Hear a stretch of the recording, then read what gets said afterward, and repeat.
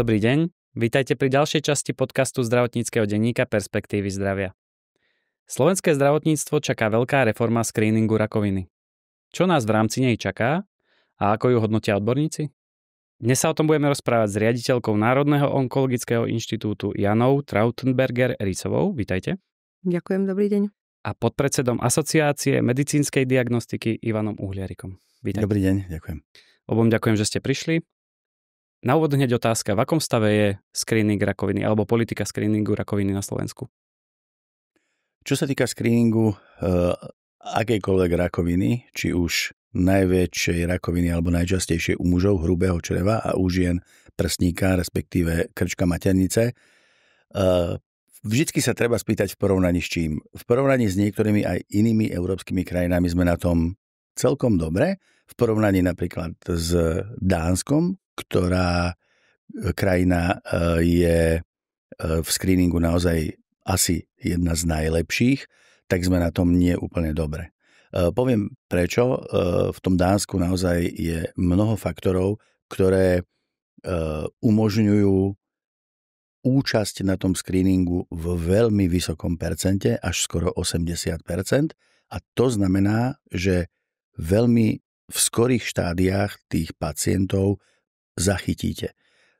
U nás tie screeningy, napríklad odpoveď screeningu na rakovinu, teda hrubého čreva, je iba okolo 11%.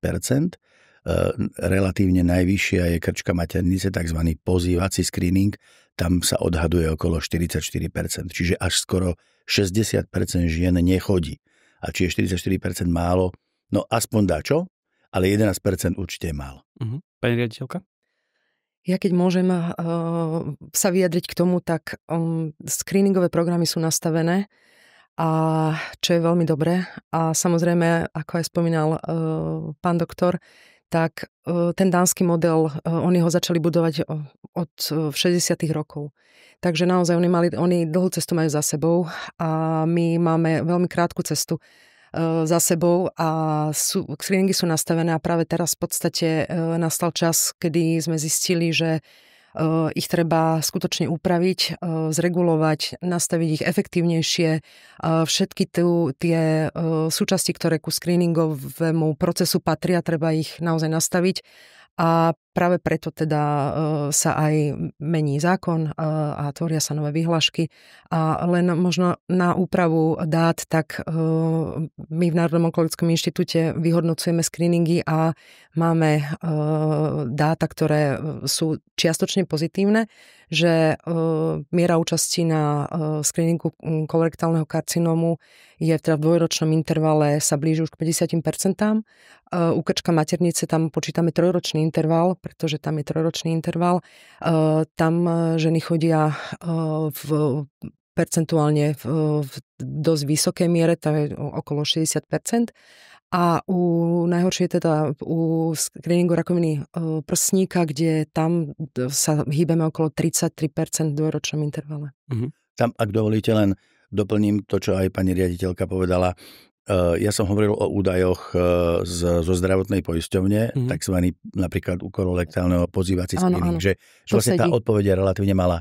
A veľmi dôležité je tu povedať, že napríklad, neviem, aké máte vy dáta, ale u prsníka je to každá pozitívna, teda z toho screeningu vychádza pozitívna každá 25. žena a u rakoviny krčka napríklad každá 50.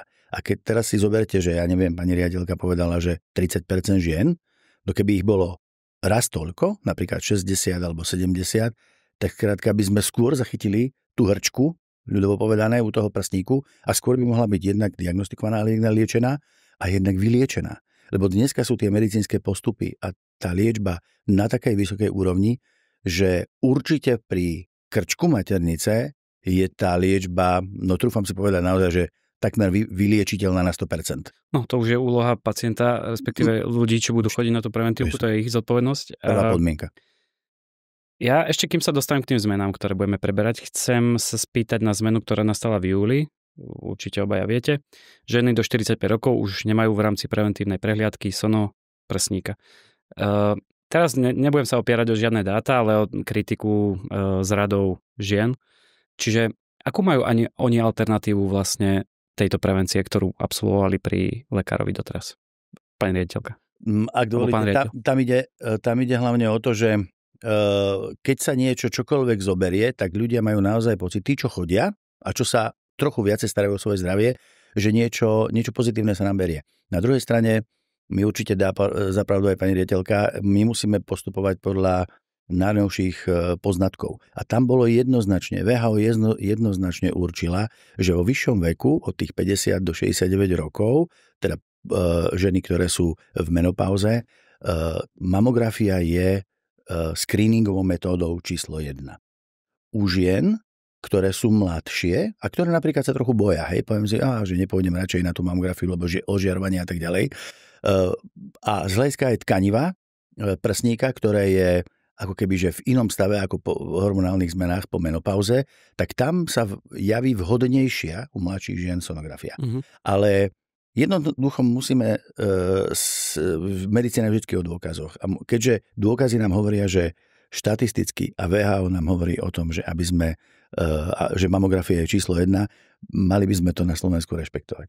Povedzme si o tých alternatívach, pani riaditeľka. Ja môžem súhlasiť s pánom doktorom a iba možno na upresnenie ešte tejto témy, tak skutočne tá prsná žľaza mladej ženy je denzná, je proste v inom štádiu, podlieha teda rôznym zmenám v čase. A práve preto tá sonografia nemôže byť považovaná alebo nemôže sa používať ako rutinné vyšetrenie za každý jeden rok pri preventívnej prehliadke u gynekologa. Je to diagnostická metóda, ktorá veľmi nešťastne bolo to zverejnené, že sa zrušila. Ona sa nezrušila, ona existuje a ona v určitých prípadoch sa aj používa ako prvá, ale väčšinou je vlastne v kontexte s mamografiou, pretože naozaj to je tá metóda, ktorá je screeningová metóda. A teda alternatívou, aby som odpovedala teda na otázku, alternatívou pre tieto ženy je v prvom rade samovyšetrenie prsníkov, ktoré by malo byť v určitom intervale, samozrejme po menštruačnom cykle. Potom ďalšia vec, ženy chodia pravidelne na preventívnu prehliadku ku gynekologovi.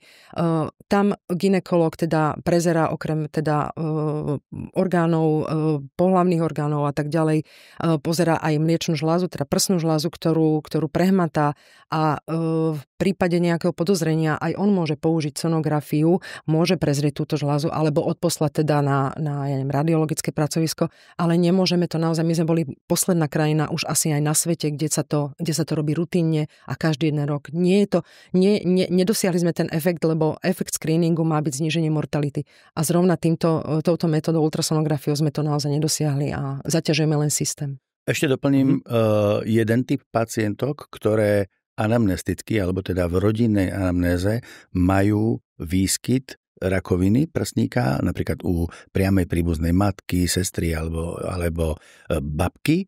A tam lekár automaticky, a hradí mu to poisťovňa, urobí aj mamografiu, aj sonografiu.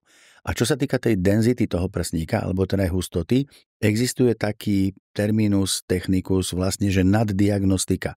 A to je presne o tom, že často sa stávalo, že vlastne sa riešili benigné alebo nezhubné hrčky, ktoré sa zistili na sonografe a tým pádom tie pacientky jednak boli samozrejme v strese, že máme rakovinu a tak ďalej, ale druhá vec je, že naozaj sa robili často aj zbytočné biopsie a tak ďalej u benigných nálezov.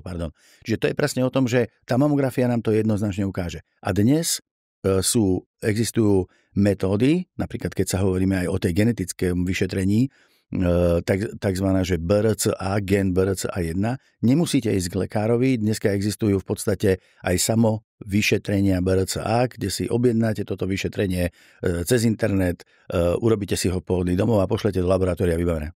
Ja ešte, keď by som sa mohla, tak naozaj, jak hovoril pán doktor, tak je skupina vysokorizikových žien a naozaj existuje štandardný postup, kde presne lekár vie, ako sa k týmto ženám pristupovať v rámci screeningu.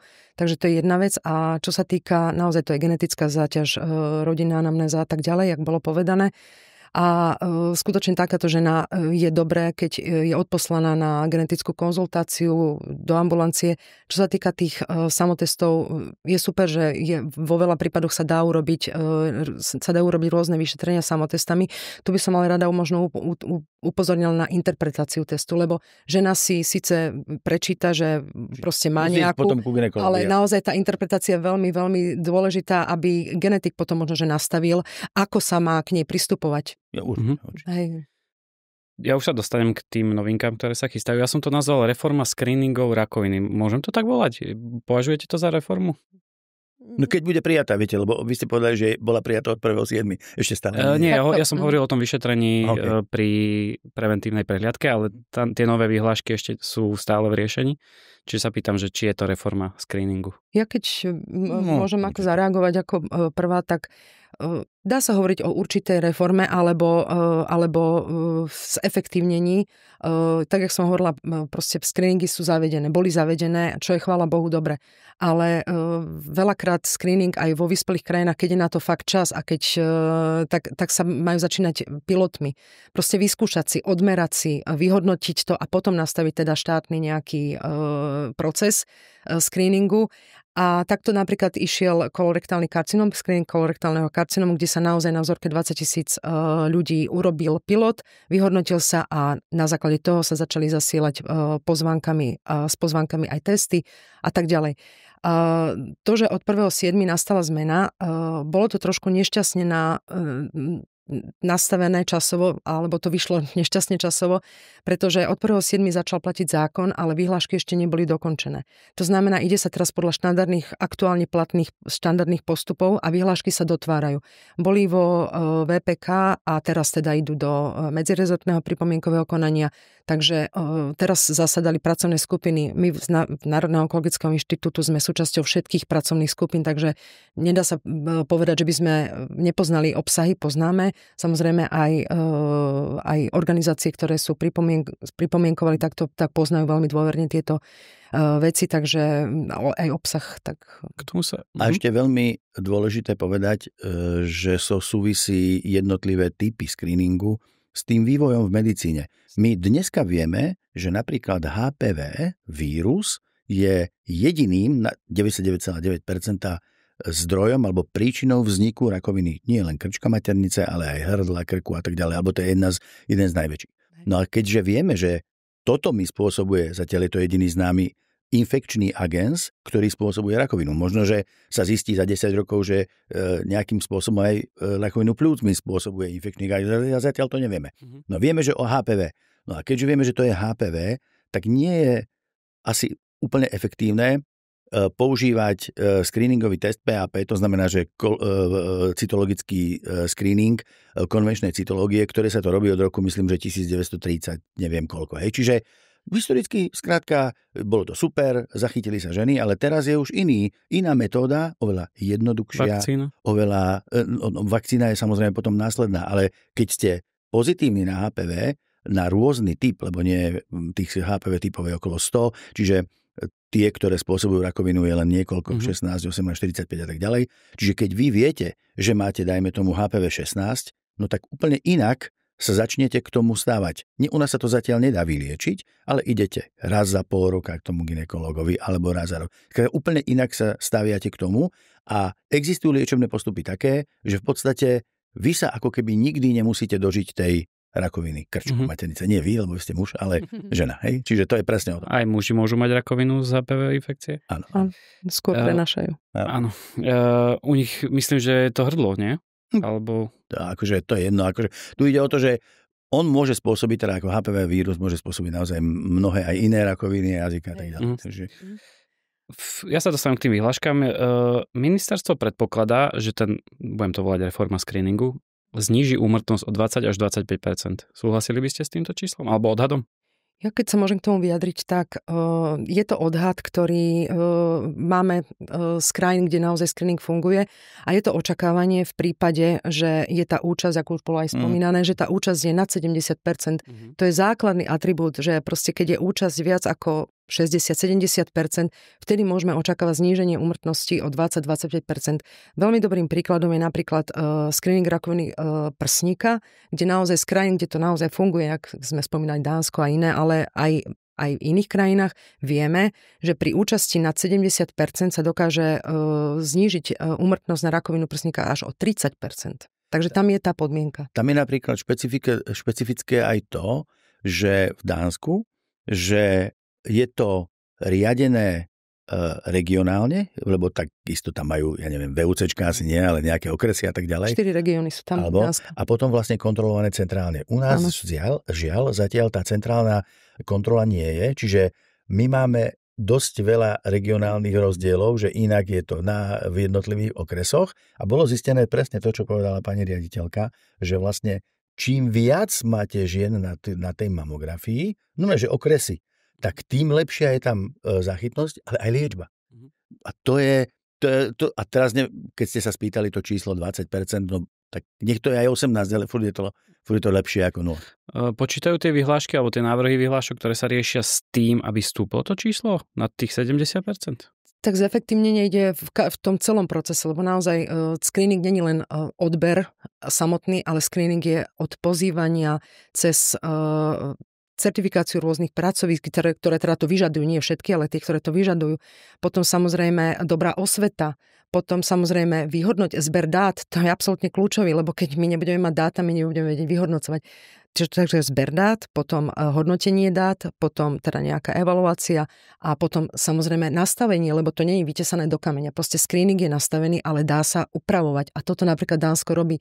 Oni ho zaviedli v 1960, ale stále ešte na tom pracujú. Stále sa snažia ho vylepšovať, stále je tam stratifikácia. Čiže nerobia niektoré veci plošne, lebo zistili, že proste je to zbytočné mrhanie peňazí a podobné veci. Takže. Dá sa to napríklad to vyhodnocovanie, čo hovorila pani riaditeľka, je to napríklad v tom Dánsku to urobili tak za posledné roky, že ten mamografický nález vyhodnocujú nezávislí 2 radiológovia. Lebo iné sa môže pomýliť, hej? Čiže znižuje sa percento miera falošnej ako keby negativity. To funguje. U nás napríklad, v Čechách pri HPV vlastne laboratórium môže hodnotiť HPV iba na základe určitých kritérií, screening, ktoré má napríklad minimálne 50 000 ročne. Je to logické ako u nás, keď boli stanovené hladiny na pôrod, alebo že nejaké úrovne na počet pôrodov. No jasné, že keď máte niekde počet pôrodov 300, tak je to iná skúsenosť, ako keď máte počet pôrodov 700 alebo 800. U nás sa robí toto dvojité overovanie? Ja, keď môžem sa vyjadriť, tak áno.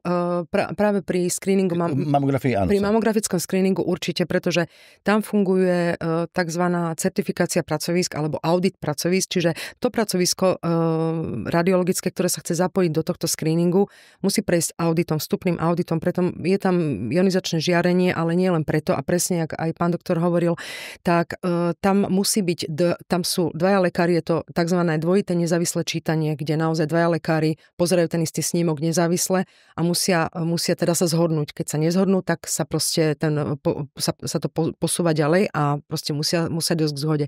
Nám bieha teraz momentálne aj umelá inteligencia, ktorá bude zatiaľ robiť 3. čítanie a sme aj v takom projekte, kde teda by sa to mohlo aj niekde vyskúšať.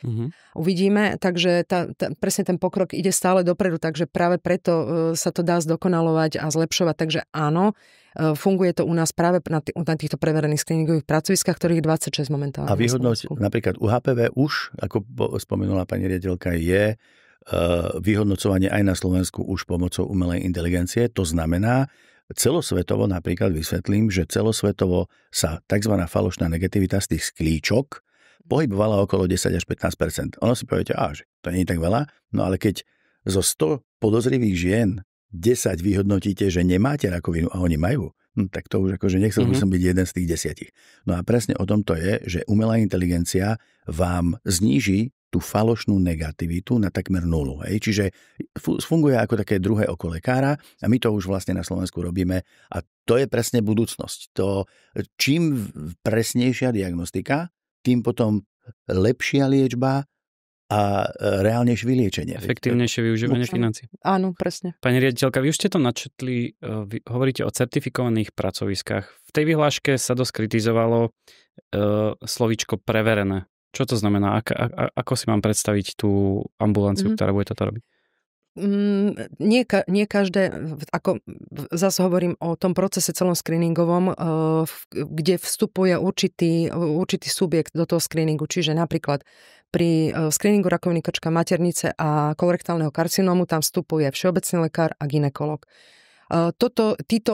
Tieto dva subjekty nemusia byť preverené, pretože to sú proste lekár prvého kontaktu, kde sa tá preventívna prehliadka robí. Takže to sú proste pracoviská, ktoré vstupujú do toho screeningu bez toho, aby boli preverené. Ale potom je ďalšia fáza, keď je samozrejme všetko v poriadku, tak ide sa ďalej. Tak žena alebo muž sú pozývaní alebo chodia každé 2-3 roky, záleží. Ale potom je ďalšia časť, kde sú pracoviska, ktoré sú, radiologické, kde je ionizujúce žiarenie, ktoré naozaj podliehajú auditu a neviem, či sa to má hovoriť certifikácia alebo tak, ale je to audit, ktorý teda je jednak tým, že je to pracovisko, kde dochádza k ožiareniu, ale potom aj samozrejme, keďže tá žena chodí v prípade screeningu, mamografickom screeningu chodí pravidelne, takže aby tam nedošlo k nejakému medicínsky nevyžiadanému ožiareniu, aby to nebolo častejšie a tak ďalej, čiže práve preto sa ten audit tam musí chodiť a presne, aby tam boli dvaja lekári nezávislé čítanie, aby tam bol stroj, ktorý nie je starší ako proste 10 rokov a tak ďalej, aby tam proste splnili všetky tie podmienky, ktoré vyžaduje práve kvalitu tohto screeningu, pretože nemôžeme si dovoliť jednoducho mať, 100 zlých pracovisk alebo priemerných pracovisk, tak naozaj preto by sa, a to je aj v Čechách. V Čechách je 72 preverených screeningových pracovisk, iné sú tam už ani není. Mm-hmm. A na Slovensku sa chceme dosiahnuť nejaké číslo okolo 35, čo by naozaj pokrylo našu krajinu. Je to celkom fajn rozložené, avšak ten juhovýchod ešte tam je potrebné. Ide o to, že bez ohľadu na to, ako je slovíčko sa použije v tej danej vyhláške, či preverené, alebo u laboratórií akreditované laboratória, v podstate ten význam, presne ako to povedala pani riaditeľka, je ten, aby ste to pracovisko, ktoré to robí, tú diagnostiku, mal na takej špičkovej úrovni, európskej alebo svetovej, aby sa nestalo to, že skrátka vám povie chybnú diagnózu. To je celé. A už či použijeme slovo vo vyhláške preverené, alebo ak to je jedno. A ešte možno, že len k tomu úplne drobnosť, že aj myslím, že už pán doktor to spomínal, že jednoducho fakt záleží pracovisko, ktoré má, dajme tomu v mamografickom screeningu načítaných, 5000 snímok versus pracovisko, ktoré má načítaných 300 snímok, ten lekár, to sa nedá porovnať a to isté labáky. Proste, keď chrlia denne a robia si tu, takže tam dochádza k zlepšovaniu. 50 000 hranica, hej, nemôžete mať pod. Presne, takže práve preto ideme na tú kvalitu. Riešil som to práve preto, že na to bola kritika, ale chcem sa spýtať, tie vyhlášky budú riešiť podmienky toho pracoviska, alebo to máme v niečom inom? Nie, určite. A bude to, sú to aj štandardné postupy. Takže to pracovisko presne musí splniť, na to je celá pracovná skupina ministerstva zdravotníctva, ktoré teda chodia a to pracovisko aj vie, keď ide audit, tak ono vie presne podľa čoho sa má riadiť. Takže tam personálne požiadavky, technické požiadavky, prístrojové vybavenie. To je celé. To nie je súčasťou tejto vyhlášky. Objavilo sa tam aj slovné spojenie doriešovacie screeningové pracoviska. Také niečo máme na Slovensku? Ja keď môžem sa k tomu vyjadriť, tak doriešovacie momentálne ešte nie sú. Funguje to tak, že sú pracoviska, ktoré robia bežný screening a doriešovacie pracovisko sa tam naformulovalo pretože musí vzniknúť, alebo respektíve už sú vytipované, napríklad OUSA naozaj, to je špičkové pracovisko, kde sa mamografický screening. Sa robia konzultácie, nadradené vlastne. A je to vlastne pracovisko presne tak, ktoré je nadradené, kde sa robia už špeciálnejšie alebo doriešovacie veci, ktoré ten daný nález vyžaduje. to už hovoríme o pozitívnom náleze? Áno. Alebo nález, ktorý je sporný. Sporný, to nemusí byť pozitívny. Čiže už sporný. S pacientom? Alebo s pacientom. No, nie, takto. Ten nález je, ten pacient o tom, dajme tomu, nemusí ani vedieť, ale lekár nie je si istý a povie presne na AUSE, na vyššie pracovisko pošle ten nález a čo si o tom myslíš? Buď nález, alebo samotnú ženu, lebo tam napríklad sa robí vákuová biopsia a tak ďalej. Takže záleží presne, že či... Takže áno, sú to doriešovacie. Čiže tu budeme mať až niekoľko stupňov vlastne screeningu, kým sa povie, že definitívne áno, toto je rakovina, to treba liečiť. Tam to nie je, že plošné, tam to sú, ja neviem, desiatky, to sú individuálne záležitosti, takže ale je dôležité... V neistote diagnostickej. Áno, je dôležité správna diagnostika a presne o tom dneska sa rozprávame. Dneska bez toho naozaj veľmi ťažko urobiť. A to, čo trošku by som zazlieval, ale snáď sa to vyrieši, je, že ten screening, keď štát chce, aby sa ten screening, aby sa zlepšil, lebo aká je úloha ministerstva zdravotníctva? Aby boli tí ľudia zdravší. Hej, alebo celého zdravotníctva. Nie, aby dožili v chorobe dlhšie, ale aby boli čo najdlhšie zdraví. A to je presne o tom, že musíme nájsť aj finančné prostriedky, lebo nemôžeme finančné prostriedky na screening zdravých ľudí, alebo myslíme si, že zdravých ľudí, použiť finančné prostriedky, ktoré sú na liečbu. Či už na lieky, alebo na nemocnice, alebo na čokoľvek iné. Čiže bude musieť bude musieť štát vyčleniť nejakú nie veľkú čiastku, ktorú si povieme a celosvetové my vieme, že vyčleníme, 10 eur, ale ušetríme v budúcnosti na liečbe možno ďalších 50. Čiže budeme musieť vyčleniť menšiu čiastku. No ale to sa bude musieť urobiť. Nemôže sa urobiť tak, že a toto v tej vyhláške nie je. Vyhláška nerieči, že kto to vlastne na konci dňa zaplatí. Nebola vyčíslená? S tým sa dá absolútne súhlasiť a vy, pán doktor, ako bývalý minister, viete presne, o čom hovoríte. Takže je to presne, je to pravda, že ten screening si vyžaduje aj určitú finančnú podporu, lebo bez toho si môžeme mať nastavené vyhlášky dobre, ale pokiaľ to nebude aj finančne garantované, presne tak. Takže skutočne napríklad preverené, pracoviská alebo laboratória, alebo už to je jedno, ktoré sú na vyššej úrovni, naozaj musia splniť úplne iné kritéria alebo vyššie kritéria, ktoré sú na európskej úrovni, prísne prístroje, pokiaľ nebudú kvalitne ohodnotené. Práve preto nechoďme na kvantitu, ale na kvalitu. Pokiaľ nebudú kvalitne ohodnotené na tej úrovni, ktoré majú, tak jednoducho nebudú pracovať a nebudeme to mať. Viete si predstaviť, že by takáto položka na screening pribudla v programovej vyhláške napríklad na budúci rok? Takto. Programová žiadna vyhláška nehovorí o type úhrady. To musí ísť do rozpočtu. Ale aby sa nestratili tie peniaze v rámci... Samozrejme existuje mechanizmus. Dá sa špeciálna diagnóza. Existujú preventívne diagnózy, tzv. Z-kové diagnózy, Z a nejaké číslo, Z01 alebo tak. A keď sa vyčlenia na tieto diagnózy peniaze, tak samozrejme to sa dá. Tam ide o to, aby sa tie peniaze vyčlenili cez zdravotnú poisťovňu.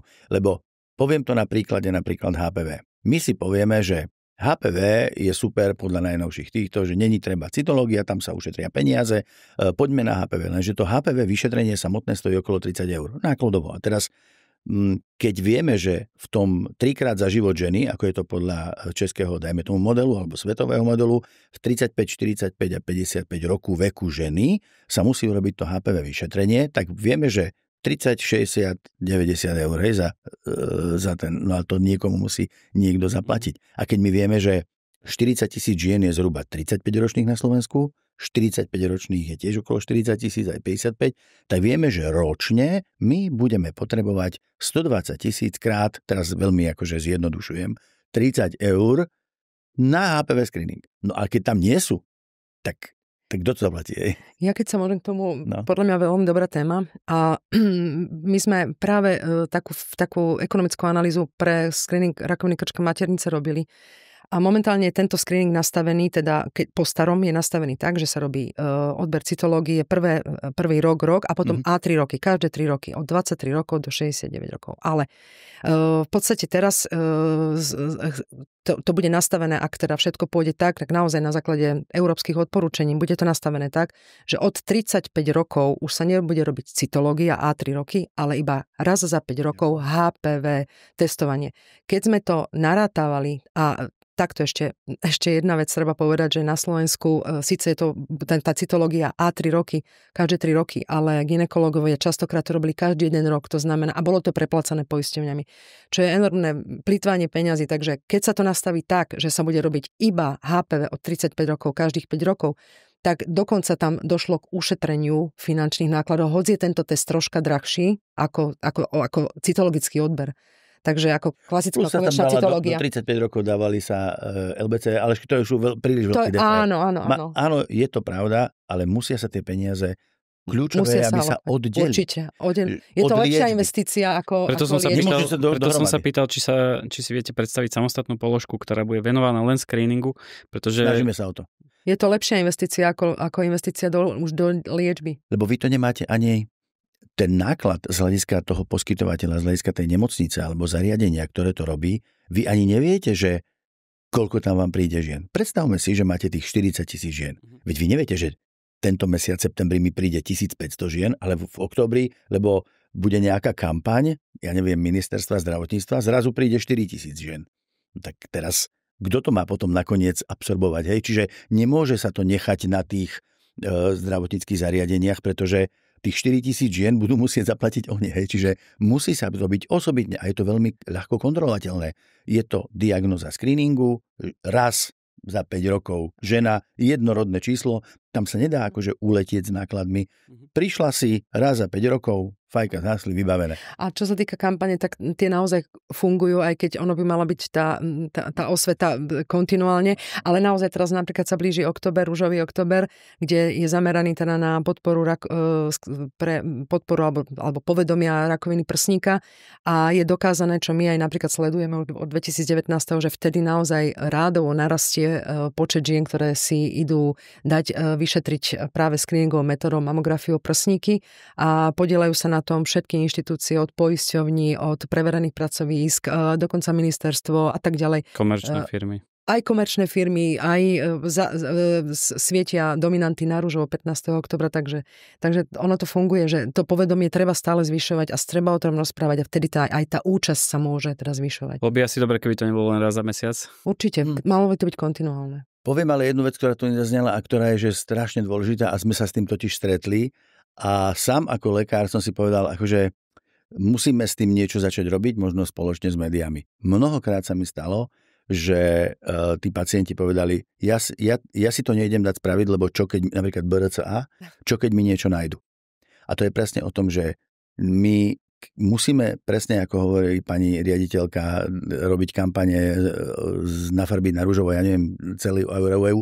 Skrátka ide o to, aby sme ich presvedčili, že aj keď vám niečo nájdu, vy dneska môžete byť na 100% vyliečená alebo vyliečený. Ale v prípade, že nepôjdete tam, tak jednoducho nie je šanca, aby sme vás vyliečili. Nie je dobre. Je to práve veľmi zlé v tom, že tie ženy, alebo teda tí ľudia sú veľmi v aktívnom veku. My máme najvyššiu mieru výskytu rakoviny hrubého čreva u mužov v 50-tníkov, alebo žien prsníka a rakoviny krčka maternice po 45, čo sú, zoberte si, že dneska už není problém, keď si poviete aj v rodine, však má 80 rokov, mladý človek, mladý, akože v pohode, kedysi, ja pamätám, keď som bol mladý, takže 80-tník, no tak to je teda pekne si požil. Dneska je to úplne bežné. A keď si zoberiete, že máte 45 a ešte pred sebou kľudne 35 rokov, v plnom zdraví, no tak...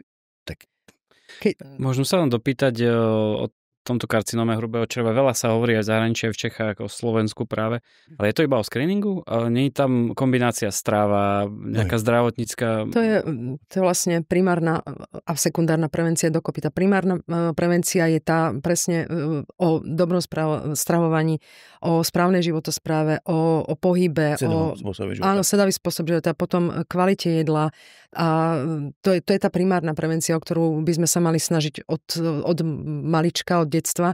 A potom na to násada teda sekundárna prevencia, čo je vlastne screening a tam by ten človek buď mal podstúpiť u všeobecného lekára po 50-ke každé 2 roky test na skryté krvácenie do stolice, alebo potom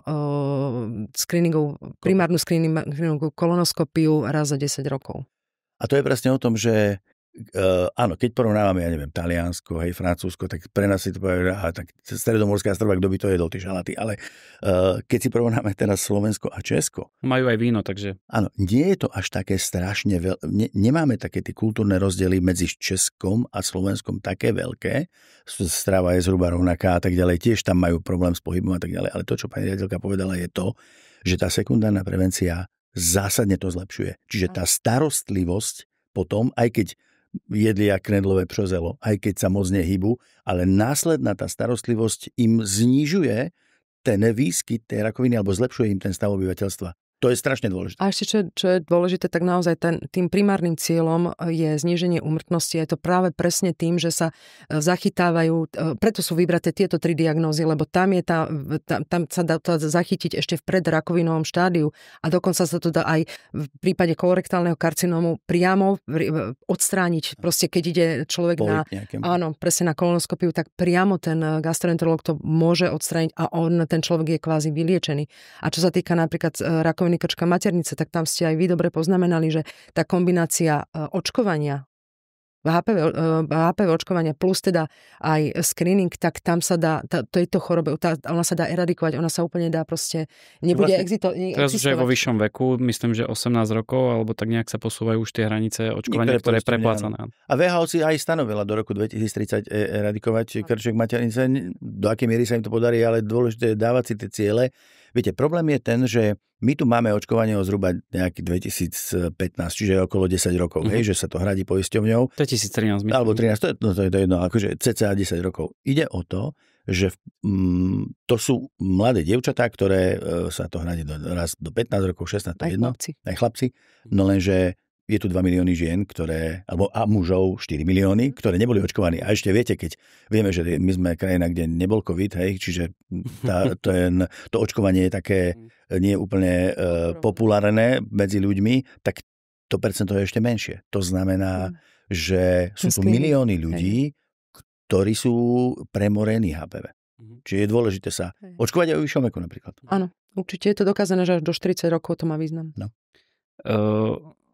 Môžeme prejsť teraz rovno k tým 5 screeningom rakoviny, že poďme si popísať, že čo všetko sa bude robiť, koho budeme pozývať, aké bude to vyšetrenie.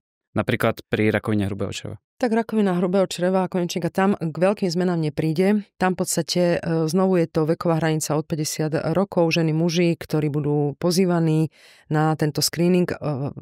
Vyplýva to teda, bude to povinnosť poisťovne, čo aj teraz majú tú povinnosť, ale momentálne pozývajú iba tú skupinu mužov a žien, ktoré pravidelne nechodia, neboli viac ako 2 roky vykázaní v poisťovni, čiže pozývajú túto skupinu, čo je tá refraktérna skupina, ktorá preto aj potom tá miera odpovede na pozvánku je taká nízka, lebo oni proste nechodia k lekárovi.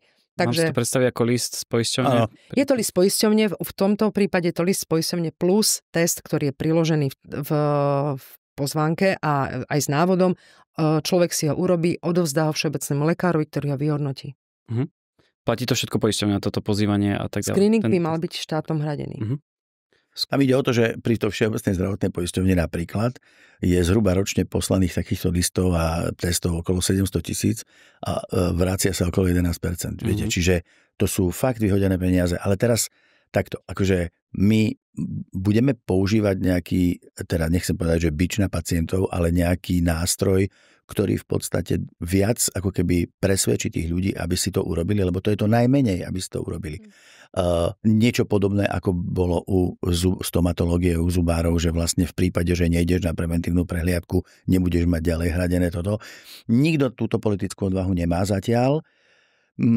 Niektoré európske krajiny majú čiastočne, nie možno malusy sa to volá, že postihy, ale majú bonus za to, že chodíte. Zatiaľ tá politická odvaha nie je, zatiaľ nemáme ešte ani tú screeningovú vyhlášku. Čiže ja verím, že to bude, lebo viete, môžete mať čokoľvek, môžete im ten lekár môže aj, jak sa hovorí po slovensky, dušu nad len dať, ale keď ten pacient nepôjde, tak neurobíte s tým. No na obranu pacientov niekedy ani lekár není úplne ochotný. Áno, a toto ide mimo lekára, lebo to vám príde domov listom. Čiže teraz je to iba na pacientovi. No v súčasnosti sa posiela tzv. Kvalitatívny test, čo nie je úplne šťastné riešenie. Mal by sa posielať kvantitatívny test, kde aj s riadnym cut-off, to znamená, že aby tam bolo stanovené, koľko krvi v stolici sa má nachádzať, aby to bolo pozitívna vzorka. Teraz je to plus minus. Plus minus, teraz to je áno, tak dichotomicky plus minus, takže áno, takže tam môže dojsť k lepšeniu, ale znovu vyžadovalo by to proste viac financií a tak ďalej a proste to. A úplne ideálne by bolo, to je slovinský model napríklad, ktorý je fakt perfektný, kde všetci dostanú, nielen tí, čo nechodia, všetci dostanú list s testom a tento test je posielaný, automaticky majú poštu a automaticky do 2 alebo 3 laboratórií, ktoré to vyhodnotia a hotovo. A je to vybavené. A nedochádza tam k žiadnym nejakým, že ide k všeobecnému lekárovi, ktorý to neuzná a tak ďalej, on si urobí vlastný test, čiže dalo by sa to všetko krásne nastaviť. Poďme teraz k ďalšiemu. Krčok maternice, pardon. Rakovina krčka maternice ponovom by sa mala nastaviť tak, že týka sa žien vo veku od 23 rokov, kde tieto ženy každé 3 roky do veku 35 rokov budú chodiť teda ku gynekologovi v rámci preventívnej prehliadky, alebo teda ku gynekologovi, kde sa jej odoberie klasický cytologický stier. A potom po 35. roku života každých 5 rokov teda pôjde tzv. HPV vyšetrenie až teda do veku 65 rokov a potom teda takto by to malo byť nastavené, takto je to efektívne, takto je to podľa moderných európskych guidelinov, kde to naozaj funguje. V Česi to majú troška inak, ale to naozaj v rámci IARC, to je Medzinárodná agentúra pre výskum rakoviny, nám odporúčala, že všetko možno si od Čechov berme, ale toto zrovna oni majú akoby co-testing, že robia stále cytológiu a len 3-krát zaradia teda HPV. Na Slovensku to chceme zefektívniť a urobiť to tak, ako by to malo byť. Ale pani riaditeľka povedala vek ženy od 35 rokov a tam, lebo sa samozrejme zistilo, že HPV do 35 rokov, tá vysoká premorenosť nemá zmysel. No ale to, čo je veľmi dôležité je, že v tomto screeningu, alebo teda v tejto vyhláške by mali sa robiť cytológia do 35 rokov, každé 3 roky formou tzv. LBC. Čiže Liquid Based Cytology a vysvetlím ten rozdiel. Dnes, keď žena akákoľvek príde ku gynekológovi, gynekológie urobí stier z krčka maternice a ten stier, že palička s vatičkou, ten vlastne tak natrie na to sklíčko. No len tam pošle do labaku. Áno, ale na tom sklíčku je často hlien, krv a tak ďalej. Čiže nie sú úplne viditeľné tie zmeny, ktoré môžu byť rakovinové. Vymyslela sa metóda relatívne dávno, ale je to nie dlho, akože rok, 10 ročia, ale jednotky rokov, ako tu bolo povedané LBC, ktorá v podstate spočíva v tom, že ten lekár tú vatičku dá do takej flaštičky, ktorá má tekutinu, tá sa dá v podstate do centrifúgy a tam sa tie bunky koncentrujú. Obrovská výhoda je dnes, že tú LBC vzorku môžete dať do tej umelej inteligencie, konvenčnú nemôžete dať. A môžete sa k nej vrátiť. Ano. Obrovská druhá výhoda je, že z tej jednej skúmavky môžete urobiť aj HPV, keby bola podozrivá žena. Môžete urobiť rôznych, až 14 sexuálne prenosných ochorení, vrátane rôznych chlamydí, mykoplazmy a tak ďalej, sú extrémne na vzostupe. Možno teraz ste aj počuli, alebo teda počuli sme, že extrémne na vzostupe na Slovensku syfilis. Čiže strašne veľa vecí sa dá vyšetriť z tej jednej skúmavky. Nemusí ísť pacientka znova k doktorovi, na ďalší výter a tak ďalej. Čiže to je podľa mňa veľmi pozitívne u tohoto screeningu. Lekár, keď už tam niečo nájde, tak kontroluje ďalšie choroby? Alebo ako automaticky on vás zavolá, že skontrolujte ešte HPV do laboratória. A v tomto prípade napríklad presne v tomto screeningu platí to, že žena, ktorej vyjde pozitívny test HPV alebo proste, tak je riešená ďalej. Je riešená takzvanou, je to kolposkopia, je to metóda vyšetrovacia na akoby vyššom pracovisku, kde práve lekár, gynekolog, špecialista, kolposkopista, ktorý má špeciálnu skúšku na to, a túto ženu vyšetruje ďalej. Proste nemusí tam hneď dojsť k nejakej radikálnej chirurgickému zásahu, ale naozaj ju dosleduje, áno, takže Takže lebo tá rakovina vám neznikne, že z týždňa na týždeň, áno, že 4. októbra dostanem rakovinu. Ono to naozaj vyvíja sa roky a problém je ten, že keď tá žena nechodí k tomu gynekologovi na tie vyšetrenia, tak tá rakovina veľmi ľahko môže rásť, poviem veľmi ľudovo, alebo teda vznikať, bez toho, aby o tom ten lekár vedel. A tým pádom, keď o tom neviete, no tak nemôžete to riešiť. A ešte možno, že keď sme hovorili už o tom dánskom modeli, tak oni tam majú, myslia aj na ženy, ktoré sú z rôznych rurálnych častí, alebo nechodia, alebo proste majú nejaké obmedzenia, ktoré neprídu ku gynekologovi, tak sa používajú tzv. Samotesty. A to je takisto jedna výborná vec, ktorá ale špeciálnou odberou. To aj na Slovensku už možné? Môže byť, ale nie je to hradené. Oni to majú v rámci teda štátneho rozpočtu a myslia aj na takéto ženy. Nie je to hradené poisťovňa, ale Všeobecná zdravotná poisťovňa už teraz hradí od 1. januára aj tieto samotesty do výšky, myslím, 45 €, čo je celkom dobre. Môže žena sama si takto takýto... Áno. To je dosť taký špecifický. Príde vám to poštou, samozrejme to isté. Vy si urobíte vyšetrenie, vy zase nie, lebo nie ste žena, ale žena si urobí vyšetrenie, akože odber, v podstate ide to do laboratória a dostanete výsledok, či ste alebo nie ste HPV. Posúďme sa teraz k rakovine plúc.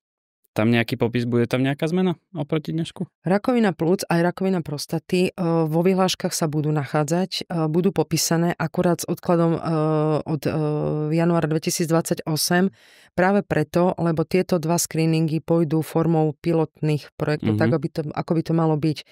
Takže takisto aj pri plúcach, tak tam nepôjdem úplne do podrobností, ale tam je základom fajčiarská anamnéza.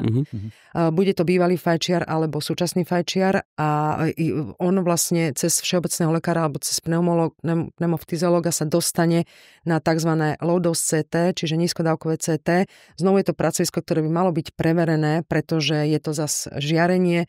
Takže tam to pôjde týmto spôsobom. Takýto človek, ktorý sa zachytí, musí samozrejme súhlasiť s týmto vyšetrením a takto sa vlastne títo ľudia vychytávajú a proste zachytáva sa rakovina plúc. Taká trošku na objasnenie otázka. Nízko dávkové CT je aké? Aké si to má predstaviť? Nízko dávkové CT? Je to CT len s nižšou dávkou žiarenia. Čiže klasicky do intravenózne dostanete... Nie, vy idete na CT-čko, na ten tunel, no a skrátka nastavíte si pri napríklad hodnotení alebo pri tom zobrazení tých jednotlivých orgánov si môžete nastaviť vyššiu citlivosť. To je ako keď máte pri filme 480 a HD. Hej, čiže tam ide menej žiarenia, ale dostatočné množstvo na to, aby ste videli tú zmenu. Ale tá príprava je ako pri klasickom CT? Myslím o vypitie tých tekutín a tak ďalej. A to nie je kontrastné CT. To nie je kontrastné. To nie je kontrastné. Že, to je normálne, idete na CT, hej, na pľúca, lebo vy nemôžete vychovať nič. Takisto toto je v kompetencii radiologov, ktorí na to vypracovali aj štandardný postup, takže to je presne popísané, takže táto metóda je naozaj... U urologov je to PSA, áno, štandardné, no čiže tiež, no viete, dneska je, akože to je strašne dôležité, lebo viete, dneska je problém ten, že vy keď sa chcete objednať na urologické vyšetrenie, nie je ich veľa, teda, alebo je ich relatívne málo ku urologovi, ale dostanete termín, ja neviem, ste radi, že za niekoľko mesiacov.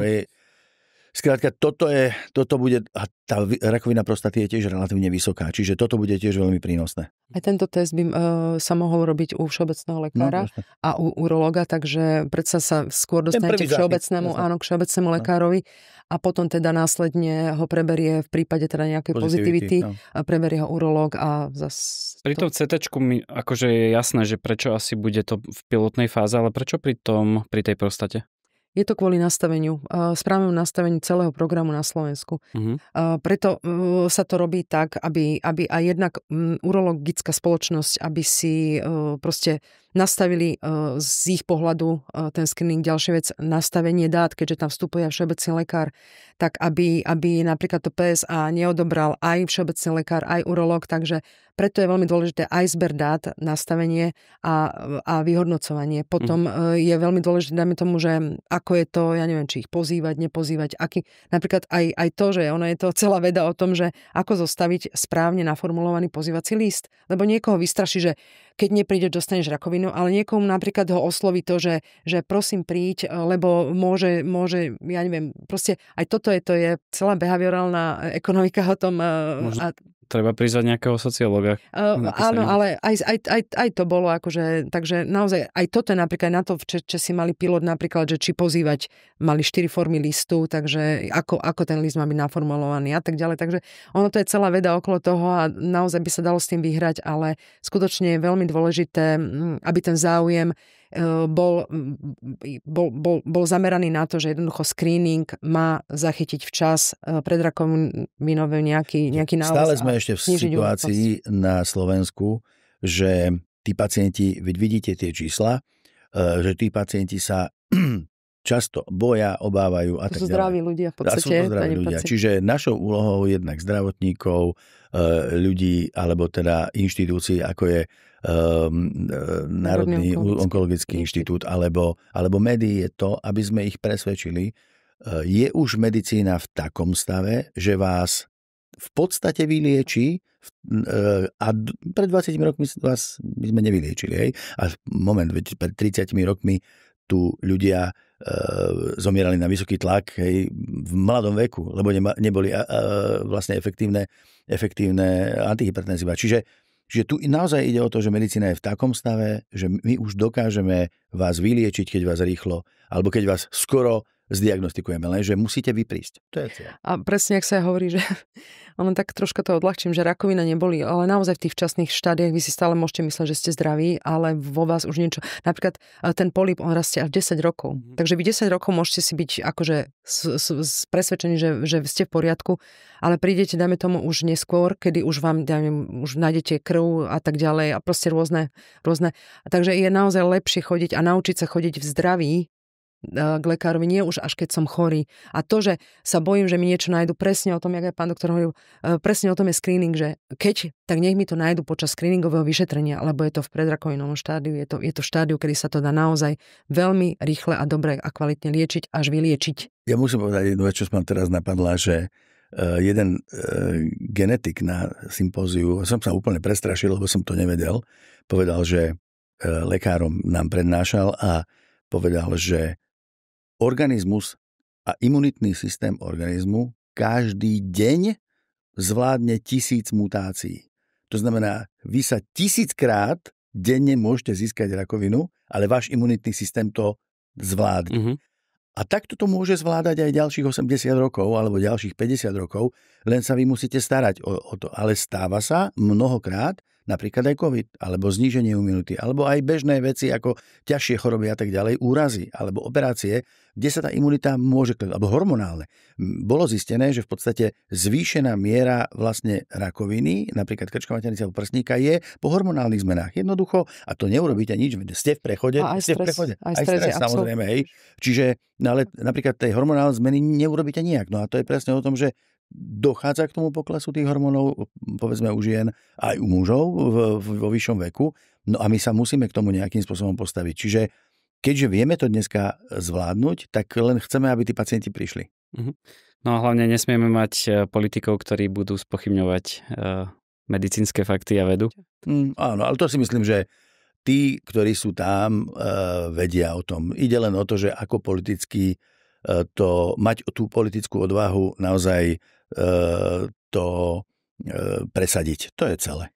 Tie medicínske základy, to je naozaj gro a aj tá dobrá prax z iných krajín, takisto sú odporúčania európske, takže, jak ste povedali, netreba ich spochybňovať, oni nevznikli len tak, proste tam sú komplexné klinické výskumy, skúšania, takže treba tomu veriť. Takže želajme si veľa ľudí na preventívnej prehliadke a ja vám ďakujem, že ste prišli do dnešnej debaty. Ďakujem veľmi pekne za pozvanie. A vám ďakujem za počúvanie a sledovanie a teším sa na ďalšie debaty o smerovaní slovenského zdravotníctva.